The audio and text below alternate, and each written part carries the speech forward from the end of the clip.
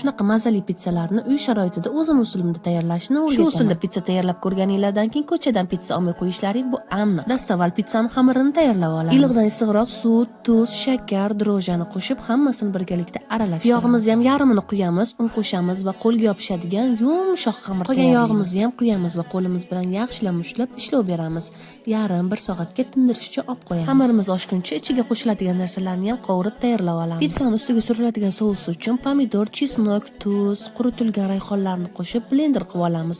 Agar blenderinglar yo'q bo'lsa, qirg'ichdan chiqarsanglar ham bo'ladi. Oshib chiqqan xamirimizni teng 2 bo'lakka bo'lib olamiz. Yana ham yupqaroq qilmoqchi bo'lsanglar, 3 ta pitssa chiqarsanglar ham bo'ladi. Ana endi xamirlarimizni chekkalarini chiqarib, pizzaga o'xshab yumaloq qilib yoyib olamiz. Pizzeriyalarda ko'rgan bo'lsanglar, xamirni qanaqadir moslamada teshib olishadi. Xuddi shu narsani mana ham chekich yordamida qilib olamiz. Yoyilgan xamirimizga birinchi bo'lib mayonez surtib olinadi. So'ng sousini ham quyib, chiroyli qilib qirg'ichdan chiqarilgan sirni ham bir tekisda sochib oldim. Tovuq filesini ham oldindan tuz, ziravorlar bilan yengil qovurib olsanglar, yana ham mazali bo'ladi. Kubik to'g'ralgan pomidor va uni ustidan yengil qovurib olingan shampinyon, pari to'g'ralgan zaytun, piyoz va xalapinyo va eng ustidan pari to'g'ralgan kolbasalarni ham joylab chiqdim. Pitsani qanaqa nachinkali bo'lishi bu o'zingizlarning xohishingizlarga qarab. Men xo'jayinimiz zakaslari bo'yicha qildim. Ikkinchi pitsa uchun shunchaki sir va kolbasa, bu bolalar uchun ayni muddo. Qizigan duxovkada baland gradusda pishirib olamiz. Aynan birinchi pitsamizga pishgandan keyin yana sir sochib 5 minutga duxovkaga qo'yib yuborsanglar, yana ham mazali bo'ladi. Kanalimga bo'lsa tez ulanib olinglar. Hammaga yoqimli ishtaha.